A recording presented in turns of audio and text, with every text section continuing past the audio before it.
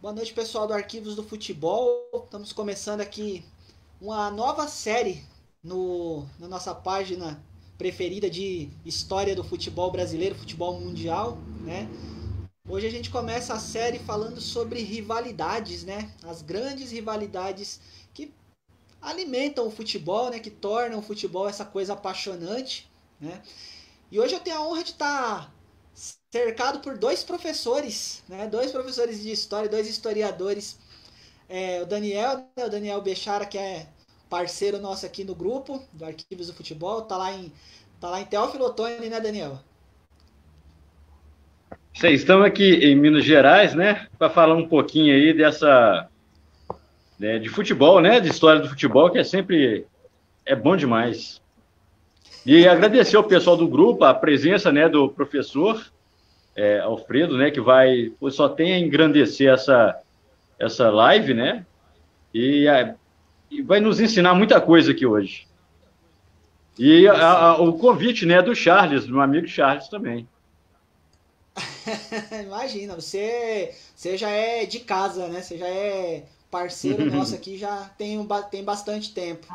E hoje eu tenho a honra, né, de apresentar aqui o professor Alfredo Salum, que eu tive a honra de ser aluno dele, né? Foi meu orientador no meu trabalho de conclusão de curso, né? O Alfredo que é escritor também, né? Escreveu a história desses dois clubes que abrem essa série de rivalidades, né? A história de Palmeiras e Corinthians.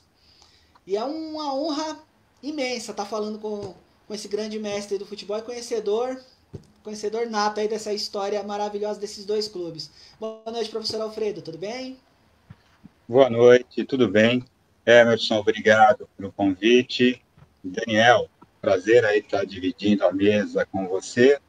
E vamos ver se a gente consegue segurar esse público aí durante essa hora, né? É, tá certo. A gente escolheu o primeiro clássico, né? O primeiro embate clássico entre Palmeiras e Corinthians. Por uma razão lógica, a gente tem até. O nosso grupo ele é radicado aqui em São Paulo mesmo e é talvez a maior rivalidade do estado, né? A gente tem outras rivalidades aqui que são bastante interessantes, né?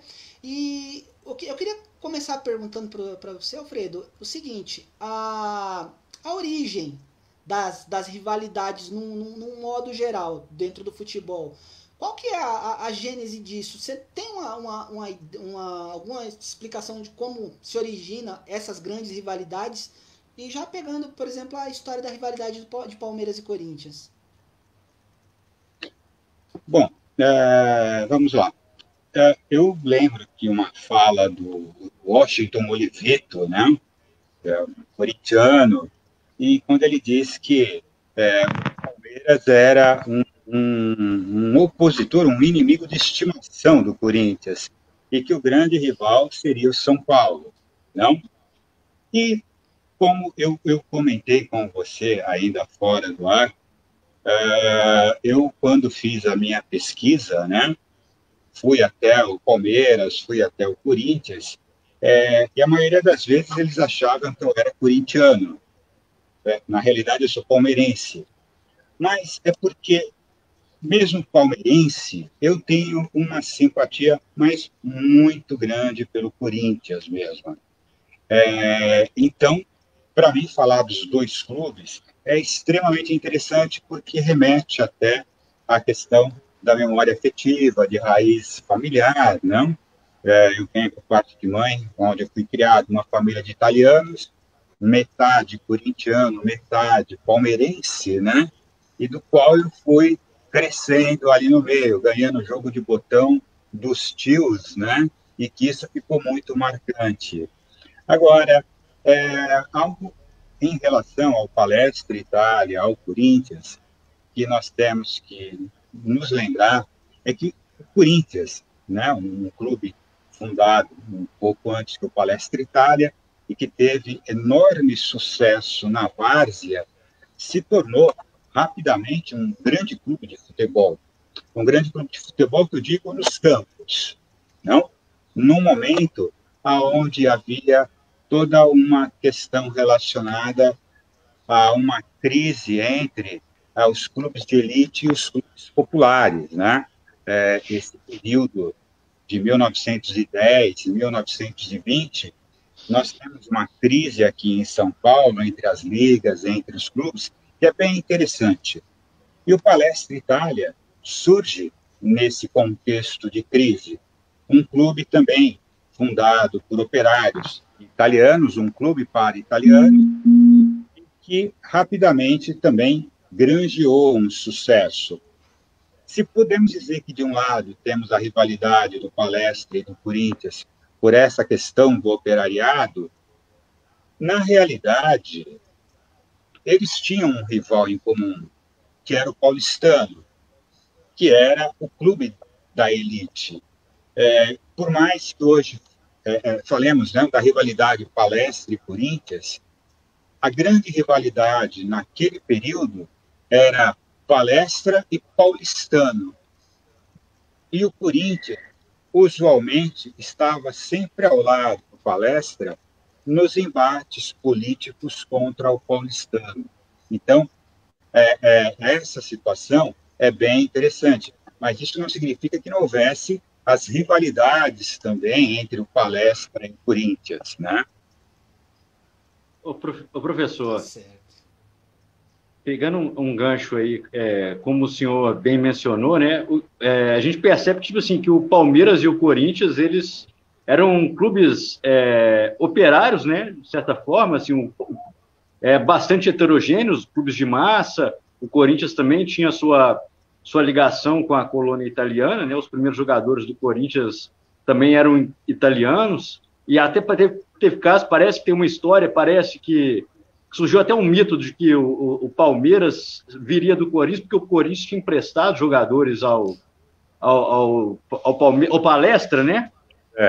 Mas, enfim, como que já que o senhor me mencionou aí que tinha essa ligação e tinha essa rivalidade com o paulistano, como que ela surgiu, e como que ela se intensificou, esse Palmeiras e Corinthians, que se tornou essa rivalidade que a gente conhece hoje, basicamente, assim?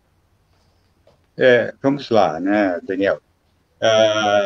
Quando o Corinthians se forma, ele tem uma participação de italianos, mas não só de italianos, espanhóis, portugueses, brasileiros, né? Alemães também, inclusive árabes vão participar. Então, ele tinha uma multiplicidade muito grande, né? E eram, usualmente, pessoas de classe média, né? Que estavam ali no comando do clube. Mas, veja bem, era um clube que ele é criado para que os seus sócios pudessem jogar futebol. Então, as discussões da diretoria, a eleição, ela se fazia com os próprios atletas. Quando um atleta, por exemplo, ele era levado ao banco ou era levado ao time B, ele tinha direito, na reunião, de fazer a sua defesa, né? Então, você tem isso muito forte no Corinthians, nos seus anos iniciais, que ainda vai ter muitos frutos 30 anos depois, quando esses clubes estão se profissionalizando, já que muitos daqueles antigos jogadores estavam acostumados com essa, vamos dizer assim, até uma forma democrática de pleito, se tornaram dirigentes. Então, um grande exemplo é o Neto, que não foi só um ídolo corintiano enquanto jogador, mas ele teve muita participação na política corintiana dos anos 30, contestando as novas classes sociais, não? Pessoas de situação financeira privilegiada que estavam entrando e controlando o clube, né? Então, fazendo esse pormenor do Corinthians, quando o Palestra é criado, ele já não é a ideia de um clube aonde o próprio associado é também jogador.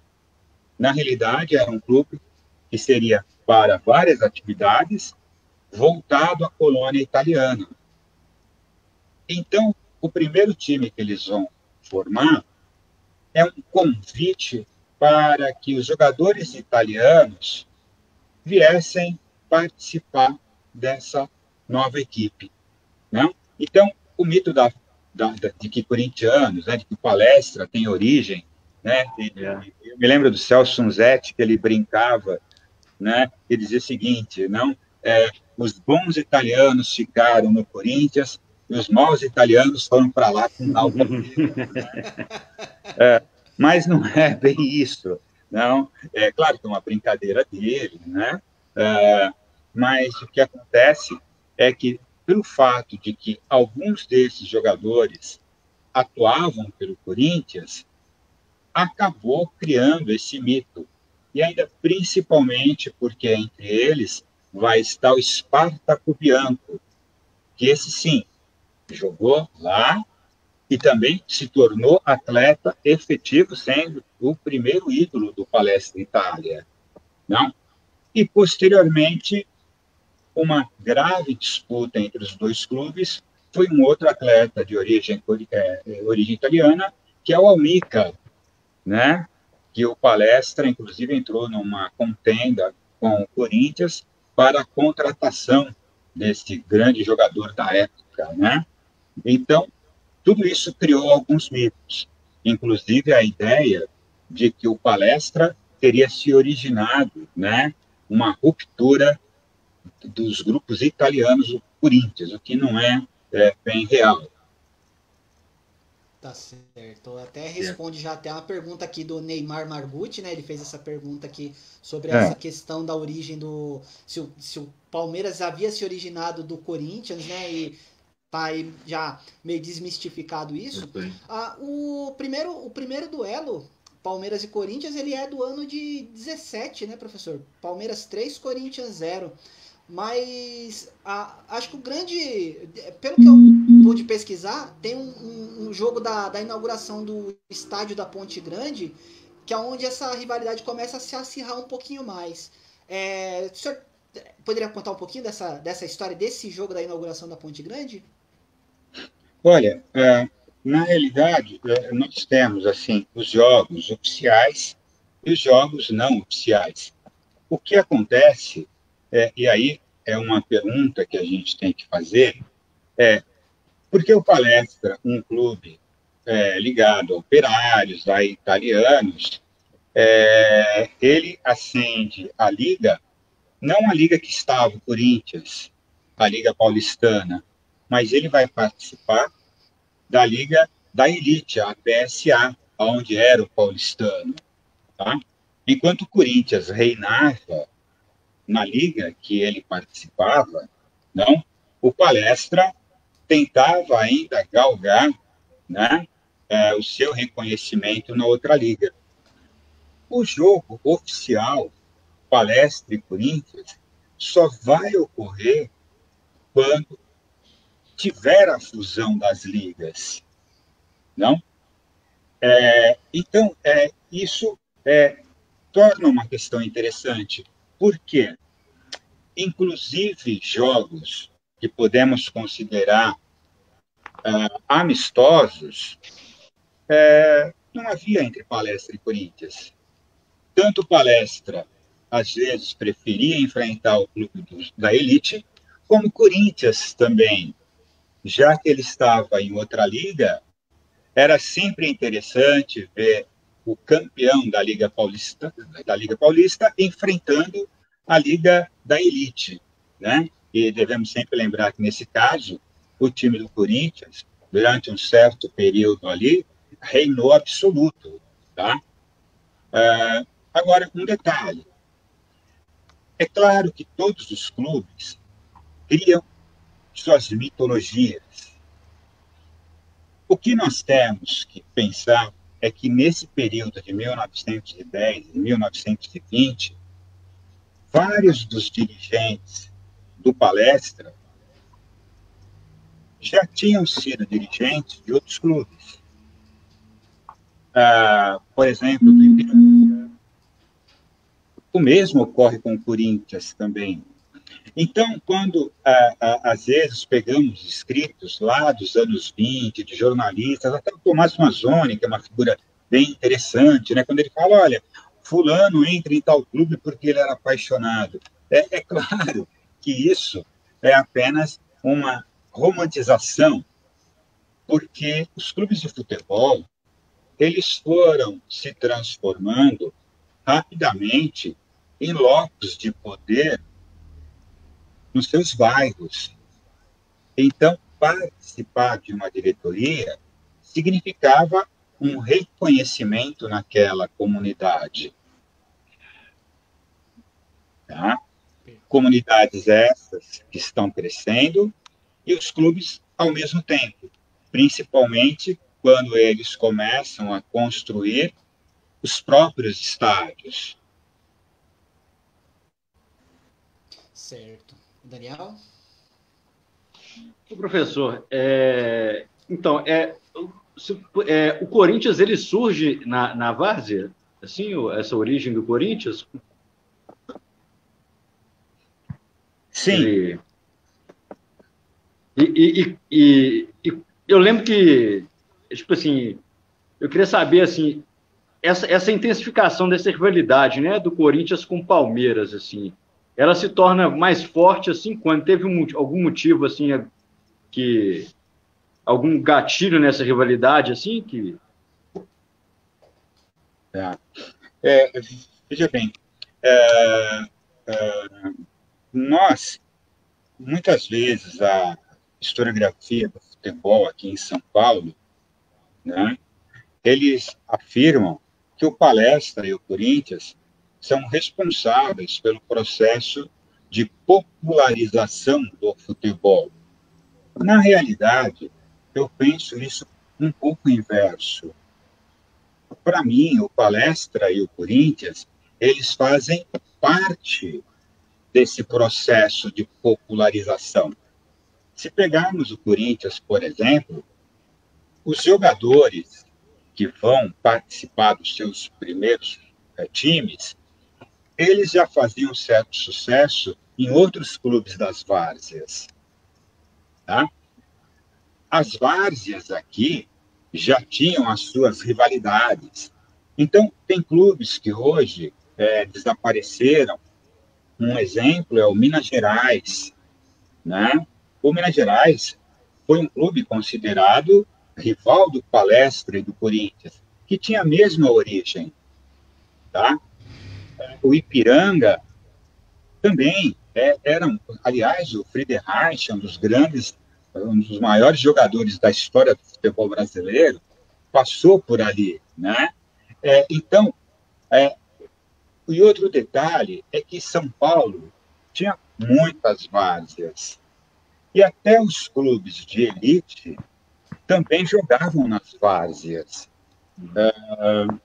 O Atlético Clube, né, que é um clube depois considerado de elite, quando você pega a história dele, ele fala, então, sobre o local que eles jogavam, que era uma região que tinha plantação de pepino, que eles tinham que recolher, aparar as plantas para poder... É que depois a ideia de futebol de várzea ficou para times menores e o futebol profissional para os times maiores. Tá? Então, essa ideia de várzea, às vezes, confunde um pouco o leitor. Mas, em relação ao Palestra e o Corinthians, as rivalidades, então, elas têm um gatilho na questão do Almícar Barbuí, né? O Almícar, que é um grande personagem, mas, depois disso, há um rompimento novamente da Liga, que coloca o Palestra e o Corinthians numa liga e o Paulistano na Liga da LAF. O que nós temos, então, é Palestra e Corinthians de um lado, Paulistano de outro. Com o fim do Paulistano e também de um outro clube chamado o Palmeiras Atlético Clube, né, que tinha uma origem muito próxima do Paulistano, que vão, de certa forma, se fundir também com outros clubes para fundar o São Paulo da Floresta. O São Paulo vai se tornar esse rival, e depois o São Paulo atual, né? Aí nós falamos mais para frente, que tem o célebre jogo Palestra e São Paulo em 42, quando os corintianos, na realidade, ficaram ao lado do Palestra. Podemos dizer, então, que a rivalidade Palestra e Corinthians, ela começa a se fortalecer a partir daí. Porque até então, o clube de massa de São Paulo, o clube de maior torcida em São Paulo, era o Palestra, não o Corinthians. O Palestra foi um clube, inclusive, que chegou a ter 10 mil sócios, 12 mil sócios para a época, né? Os anos 40, 50, nós temos uma migração nordestina, que por várias questões históricas vão ser majoritariamente cooptados pelo Corinthians, transformando o Corinthians naquilo que nós conhecemos como clube de massa, e o Palmeiras vai ficar associado à ideia de clube dos italianos ainda, que de certa forma perdura até hoje, mesmo não sendo realidade, né? Na questão da torcida, porque na diretoria ainda são várias famílias italianas que compõem esse núcleo dirigente, né? Certo. Professor, mas assim, em que momento a gente consegue perceber essa, digamos, essa ruptura de um clube especificamente italiano do Palmeiras? E aí onde a gente consegue perceber torcedores de diversos estratos sociais. Em que momento a gente consegue perceber isso melhor na história? Olha, então, esse é um ponto interessante, porque os clubes criam certas identidades e a mídia participa dessa criação. O São Paulo, até hoje, ainda é visto como clube de elite, né? O Corinthians como clube da massa e o Palmeiras como clube dos italianos. Quando nós pegamos, por exemplo, alguns programas esportivos, às vezes a gente vê uma brincadeira dos apresentadores, quando tem um apresentador italiano, palmeirense, aí faz a referência, faz a brincadeira, o italianíssimo, né? Mas, desde os anos 50, foi se alterando também essa feição da torcida do Palmeiras, só que de uma maneira mais devagar do que do Corinthians, né? Nos anos 70, nós podemos dizer que vai havendo um momento, então, onde essa torcida vai adquirindo cada vez mais uma outra feição, mas não a camada dirigente. O Palmeiras ainda é essencialmente um clube de italianos nesse sentido, não? Só que a própria identidade do clube, até pela questão dos associados, dos dirigentes, é ainda da manutenção dessa questão da italianidade, do clube italiano, né? Porque São Paulo, a cidade de São Paulo, até a década de 30, era uma cidade italiana. A gente não pode esquecer isso, né? O operariado, o imigrante italiano, era um número espantoso, não? Era um número muito grande de italianos. Só que com a migração nordestina, do norte do Brasil, também de Minas, mas principalmente do norte e nordeste, alterou essa feição. Mas não mudou essa ideia do Palmeiras italiano. Perfeito. Muito bom. Perfeito. Pode falar, Daniel. Ô, professor, essa rivalidade, eu percebi, vendo aquele filme nos anos 50, né, do Mazzaropi, tem aquele filme corintiano, ele percebe um pouco essa rivalidade, né, dali do cinema, né, entre Corinthians e Palmeiras, tinham com São Paulo também, mas o foco era, você tinha o Mazzaropi ali, fanático pelo Corinthians. Eu lembro que até ele foi assistir um jogo lá no Palestra e teve uma confusão lá com os amigos dele. A primeira lembrança assim, que eu lembro é um filme dos anos 50, né? Talvez, igual o senhor falou aí agora, né, que talvez tenha sido marca, né? Fruto dessa urbanização, dessa imigração vinda do Nordeste, né, para São Paulo. Sim, pode falar, desculpa. E aquele jogo, por exemplo, de 74, aquele jogo de 74 que o Corinthians estava na fila e havia uma grande expectativa, né, até favoritismo, o jogo que até culminou depois com a saída do Rivelino, que o Palmeiras ganha um título pleno Morumbi lotado, aquilo ali deu mais, como que eu falo, apimentou mais ainda essa rivalidade?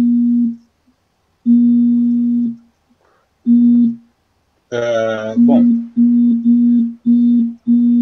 porque esse jogo foi um jogo bem emblemático, né? Assim. Sim, exatamente, né? Eu acho que, vamos lá, né?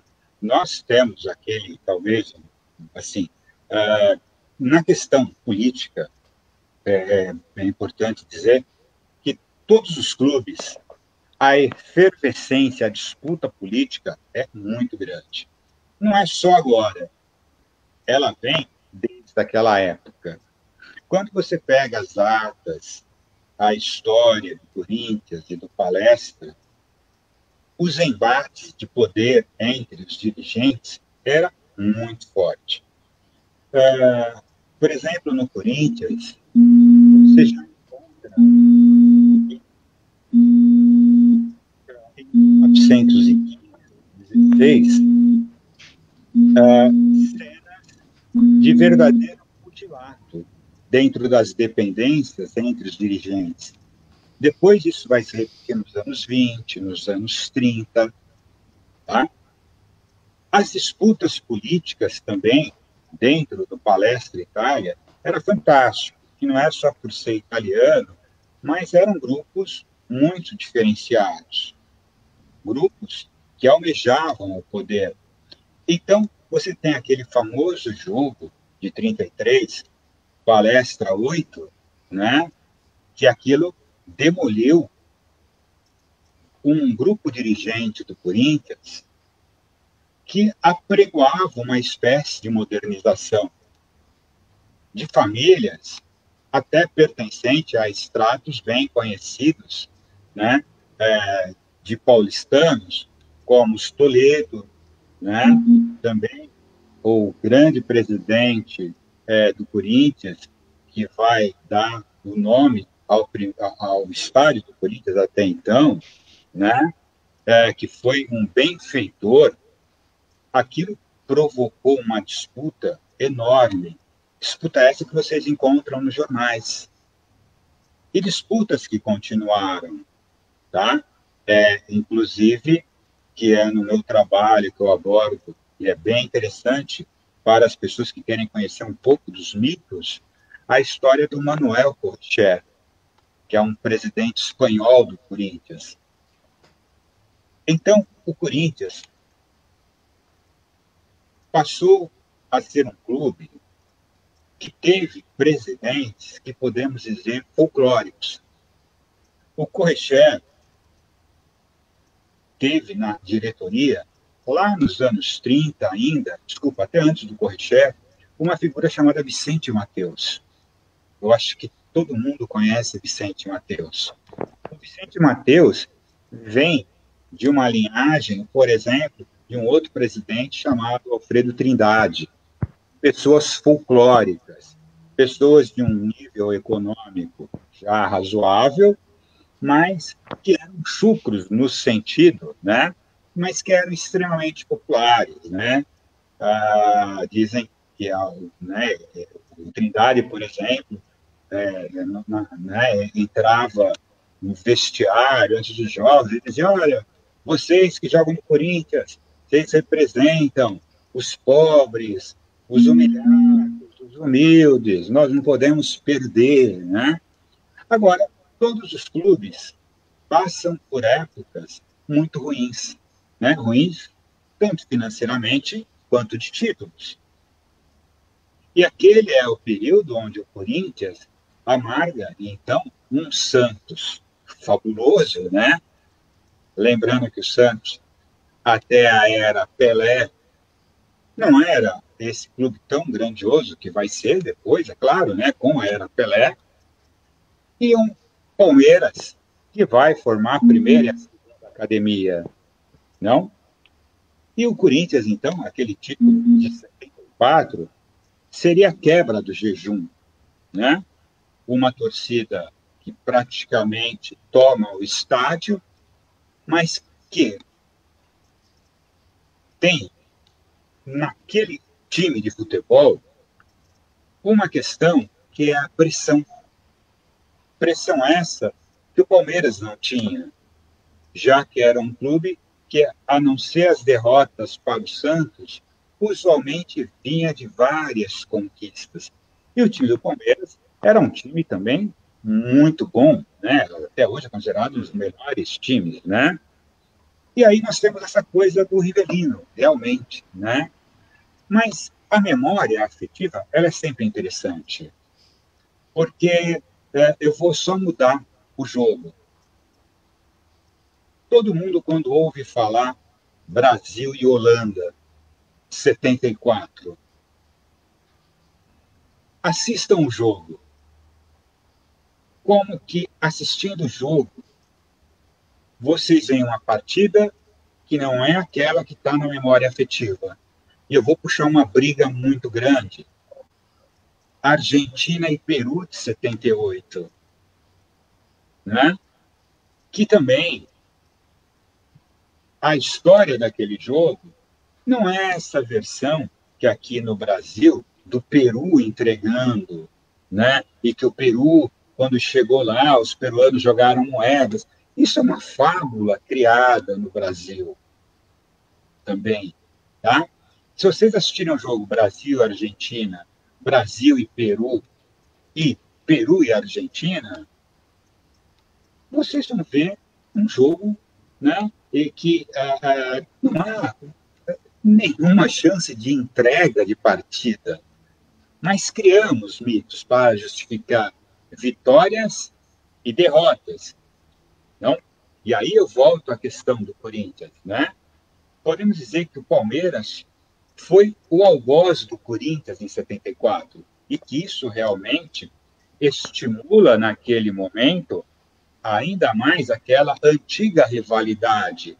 Poxa, o Corinthians poderia ter perdido para o Santos, para o São Paulo, para a Portuguesa, né? Mas foi perder justamente para o Palmeiras, né? Um inimigo tradicional, né? Lá de 1910, e que, é claro, isso serviu para a mídia vender muito mais jornais nos dias seguintes, tanto para quem quer saber da vitória, como para quem quer lastimar a derrota e procurar culpados.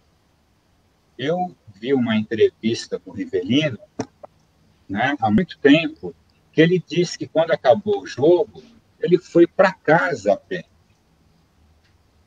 Isso. Né, de tamanho que era, e que em nenhum momento ele, pelo menos de acordo com essa entrevista, né, foi achincalhado, etc., né?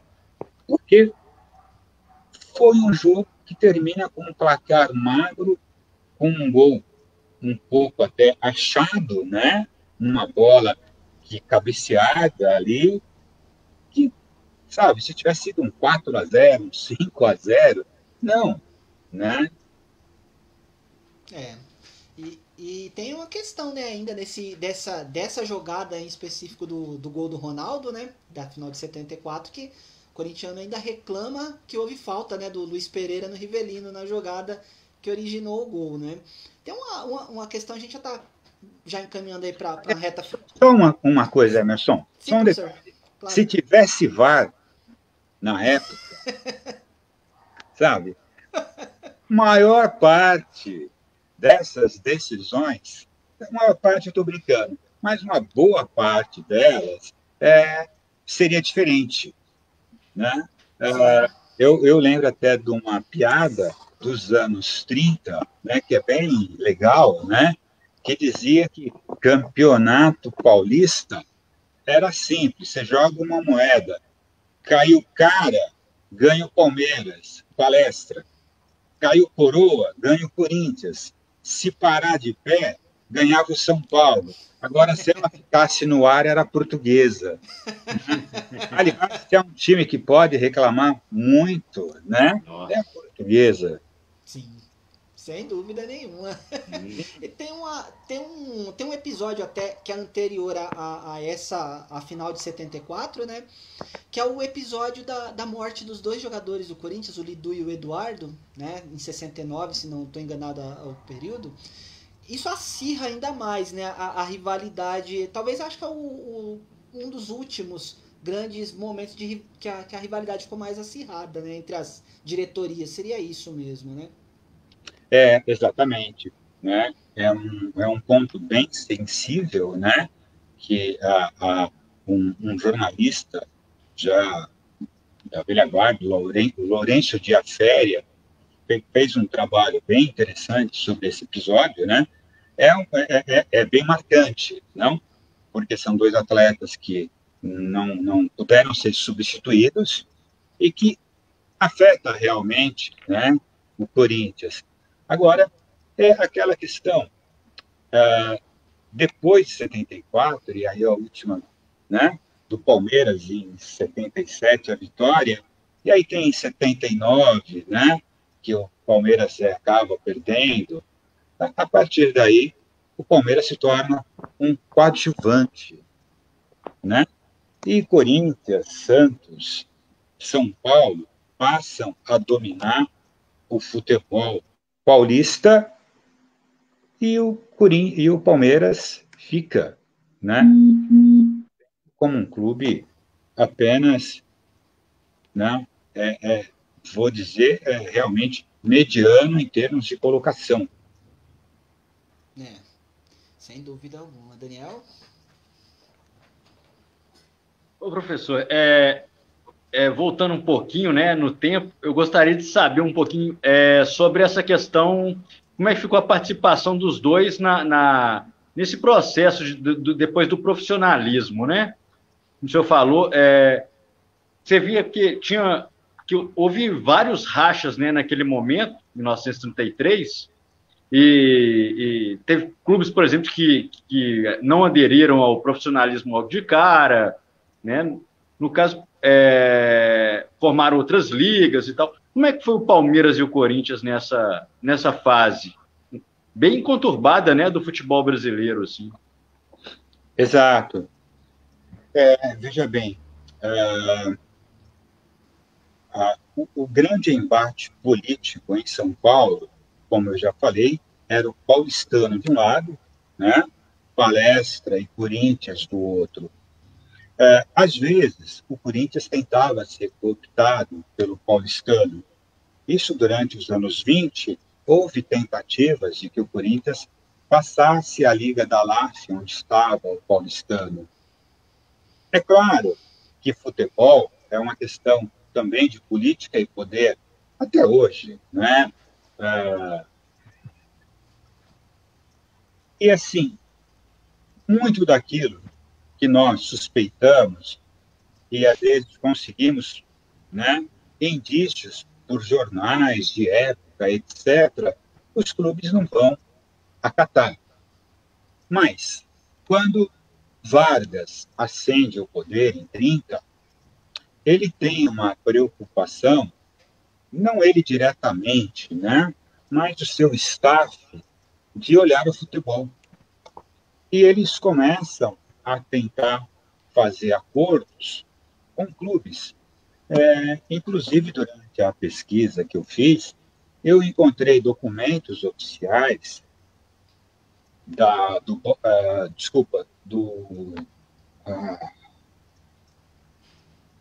agora eu não sei se eu vou estar correto, se foi o Vasco da Gama, tá? Que manda representantes aqui, já que o Distrito Federal estava lá, para oferecer ajuda financeira via governo federal ao Palmeiras, então Palestra e Corinthians, caso eles se dispusessem a ajudar o governo na constituição de novas ligas. Então, nós observamos que o poder político, de fato, né, nos anos 30, começa a participar aqui no Brasil de uma maneira um pouco mais intensa na questão do futebol, até porque nós temos também a construção da identidade nacional, né? Na Alemanha, na Itália, nos Estados Unidos e mesmo na União Soviética, os esportes já estavam tendo essa função. E aqui no Brasil também se começa a ter. Não à toa que a seleção de 38, né, ela passa a representar, com Leônidas da Silva, um ideário de Brasil, e não mais aquelas seleções que eram uma coisa brigada, ou vai de um clube, não vai do outro, né? Então, nós começamos a observar uma relação mais próxima do poder com os clubes. Mas, veja bem, isso não significa que já não houvesse, só que eram os poderes locais, eram os municípios, eram os presidentes, né, os governadores de estado. Nos anos 30, nós temos aí, então, agora, o governo federal, o governo Vargas. Muito bom. Certo. A gente já vai encaminhando aqui para a reta final aqui, tá, professor? Eu queria que o senhor falasse um pouquinho da sua memória afetiva, né? Quais que são... Certamente o senhor deve ter aí uns 3 jogos entre Palmeiras e Corinthians que lhe marcaram bastante. Queria que o senhor falasse para mim quais são, assim, qual é essa recordação afetiva que o senhor tem desses derbys aí inesquecíveis para o senhor. Bem, sim, né? O primeiro jogo de botão que eu ganhei, né? De um tio palmeirense anticorintiano, ele me deu o jogo de botão Palmeiras e Santos. E eu tinha um tio corintiano que me ensinou também a jogar botão, mas que o que ele fazia? Ele mudava o nome dos jogadores do Santos pelos jogadores do Corinthians, né? Então, até que eu ganhei um botão também, um jogo de botão do Corinthians. Eu passei a ter os 3, aí depois São Paulo, Portuguesa, etc. Mas, assim, você sabe que te falar 3 jogos é bem interessante, porque a minha memória principal de Palmeiras e Corinthians é justamente, por vários motivos, quando o Palmeiras rompeu com a Parmalat aquele jejum. Por que isso? Porque eu trabalhei no jogo. Né? Que legal. Exatamente. Olha como que é a história, a tecnologia. Foi a introdução de uma coisa chamada cartão para jogo, e não mais ticket. Era tão absurdo que as pessoas não sabiam o que fazer com cartão, como pôr cartão dentro da máquina. E aí eles tiveram que contratar uma empresa para que contratasse universitários que tivessem um conhecimento de pegar um cartão e depositar ela na máquina. E aí veio o convite para eu ir trabalhar no jogo Palmeiras e Corinthians. Puxa vida, meu cara. Nem queria. Então, é uma coisa bem, né? Porque eu, com alguns familiares que também foram trabalhar, né? Que eram da minha idade, né? Tudo moleque ainda, jovens, né? Bacana. A gente não conseguiu se encontrar durante o jogo. Aí eu fui para um local onde aquilo estava terminando, e quando termina o jogo, gritando, aí tinha um senhor do meu lado, eu olhei para ele e falei, por favor, eu posso abraçar o senhor para comemorar esse título? E aí abracei o senhor, ele me abraçou, né? E comemoramos, né? Então é uma coisa assim muito marcante, né? Porque os outros jogos, assim, apesar dessa coisa palmeirense, eu vi de uma maneira, mesmo com vitórias e derrotas, claro, você sente, exato, mas menos passional do que foi esse jogo. Até porque nós amargávamos tanto tempo e a forma como a gente foi parar no estádio, né? É, sem Então, dúvida. isso foi, de todos os jogos, para mim, eu diria que esse vale pelo 1, 2 e 3. Maravilha. Daniel, faz sua última pergunta pro Alfredo. Pois é, eu ia perguntar exatamente essa questão, né, dessa memória afetiva dele, né, que você tem algum outro jogo, assim, além essa quebra do jejum, assim, alguma coisa de infância, algum que marcou, um Palmeiras e Corinthians? Então, você sabe que, na realidade, outro jogo marcante para mim não foi Palmeiras e Corinthians, foi Palmeiras e Portuguesa, que foi o primeiro jogo de futebol que eu vi, né? Isso ainda lá com Ademir da Guia, etc. A Portuguesa com jogadores fantásticos, né? Com o próprio Hector Silva, que tinha jogado no Palmeiras, e estava na Portuguesa, Enéas, tá? Então, foi um jogo, assim, para mim, marcante. Foi a primeira vez que eu vi o que era um estádio. Não? Ô professor, agora qual te marcou mais? A academia dos anos 70 ou vamos dizer, a nova academia, né? Aquela dos anos 90 da era Parmalat? Qual que é mais? Ah, rapaz, aí é difícil te dizer, né? Porque a era Parmalat é uma era de quebra de jejum para quem acompanhou aqueles times horríveis do Palmeiras. Ou quando formava algum clube, algum time, como aquele fatídica derrota para a Inter de Limeira, que eu estava lá no estádio, né? Estive também na derrota para o Guarani aqui em São Paulo, né? Então eu vi jogos assim, não, mas agora a academia, né? Tem um detalhe, porque eu gostava muito de futebol, né? Não à toa acabei fazendo meu doutorado, né? Usando o futebol como pano de fundo. Então eu à noite eu pegava um gravador e ficava narrando o jogo que eu inventava, Que né? legal. Então a questão dos times, né, de futebol, e aí não só o Palmeiras, os outros times, eu me interessava muito, né? Copa do Mundo, não. Então, talvez por isso eu conseguia ver o futebol como um espetáculo mesmo, algo um pouco maior que transcendia a questão exclusiva de ser palmeirense, tá? Então, eu conseguia me entusiasmar com jogos que não eram efetivamente só do Palmeiras. Talvez por isso, porque eu imaginava que quando crescesse podia ser um narrador esportivo, né? Bem longe disso.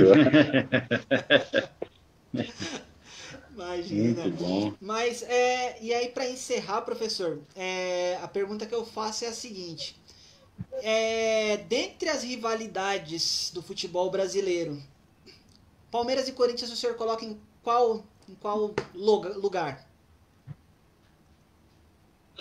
Olha, então, né?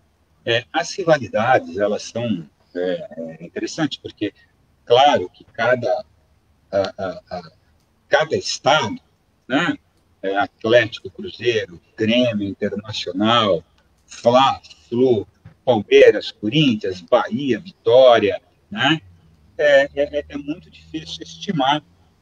Agora, uma questão que é interessante é que com a diminuição da importância dos campeonatos regionais, essas rivalidades estão se tornando um pouco mais nacionais.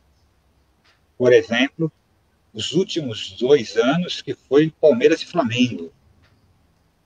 Né?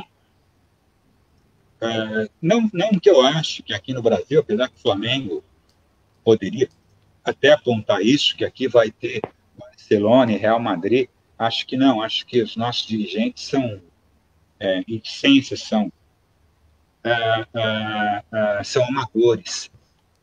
Então, você pode ter uma ótima diretoria e 5 anos depois, aquele trabalho, né, há 6 anos atrás, Corinthians e Flamengo eram para ser Barcelona e Real Madrid. Né? Hoje, o Corinthians tem um problema financeiro enorme. O Palmeiras, que se arrugou o clube mais rico do Brasil há 2 anos, hoje já está com 80 milhões de dívida. Né? O Cruzeiro, na 2ª divisão. Né? Então, acho que as rivalidades elas estão sempre sendo construídas. Agora, Palmeiras e Corinthians, de fato, é uma rivalidade, mas e durante um tempo, aí é que está. O São Paulo a gente não pode deixar de fora. Não dá para falar de Palmeiras e Corinthians sem falar do São Paulo. O São Paulo é parte intrínseca dessa rivalidade, seja paulistano, seja São Paulo. Verdade. Tá certo, então. Com essa daí a gente encerra essa live, né? Eu queria agradecer demais, professor Alfredo. Um prazer estar te revendo, né, hoje. Fazia um tempão que eu não lhe via. Feliz o senhor estar falando com o senhor mais uma vez.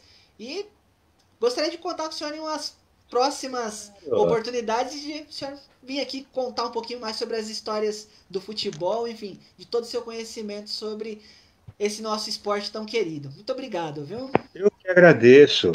Muito obrigado, Emerson, Daniel.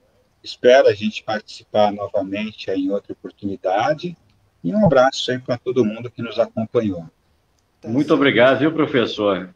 A sua participação foi muito enriquecedora, né? Principalmente para mim, assim, e ainda mais aqui, né, de Minas, porque a gente tem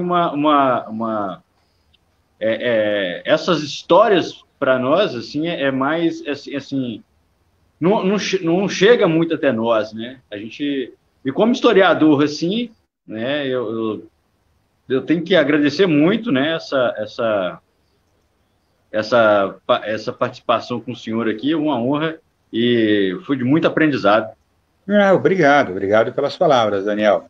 E eu também quero conhecer mais aí de Minas. Um dia desse eu vi o aniversário do Grêmio, um rapaz lá, historiador do Grêmio, Peninha, eu acho que é o nome dele, né? Isso. Falante, nossa, assim, interessante, né? Você vendo que os clubes também estão tendo essa preocupação, que aí é um detalhe muito grande, né? Como que os clubes não preservaram a memória? E o futebol, que é o esporte mais... eu acho que é a síntese da cultura popular do Brasil, né? Sim. Não tem como você não fazer um estudo sobre história cultural, história social e não falar de futebol, né? O futebol está arraigado na nossa cultura. Exatamente. Aliás, se você pegar, só voltando, os primeiros clubes aqui de São Paulo, na década de 1910, e fazer um mapeamento dos jogadores, é que a gente não tem, né? Falta documentos, documentos se perderam. Aqui no Brasil é uma vergonha completa, porque nunca fez nossa a ideia de preservação de memória. Exato. Mas as poucas coisas que você tem de ver jogadores escoceses, jogadores irlandeses, a ideia desses britânicos aqui no Brasil, não? Os italianos, os espanhóis, os alemães, a questão dos negros quando vão adentrando. Puxa, isso mostraria toda essa abordagem que você não aponta, que é uma questão social, de ver o futebol representando essa sociedade. Perfeito. Quem quiser saber mais um pouquinho também, tá, gente? O professor Alfredo, como eu falei lá no começo, ele é escritor, tá? Ele escreveu também o livro Corinthians e Palestra, Futebol em Terras Bandeirantes, né? Quem quiser, esse livro ainda está disponível à venda, né, professor? E é um livro bem enriquecedor mesmo, você vai conhecer um pouquinho ali da história da sociedade brasileira no período, né? E um pouco mais sobre esses dois gigantes do futebol nacional e futebol mundial, né? Palmeiras e Corinthians são instituições enormes, né? Mas muito obrigado mais uma vez, e obrigado pro Daniel por ter me ajudado a fazer essa live. E na semana que vem a gente volta com mais uma grande rivalidade do futebol brasileiro. A gente traz mais um convidado aqui, viu? Muito obrigado a todo mundo. Uma boa noite a todos. Até logo. Obrigadão, pessoal. Até logo. Obrigadão, gente.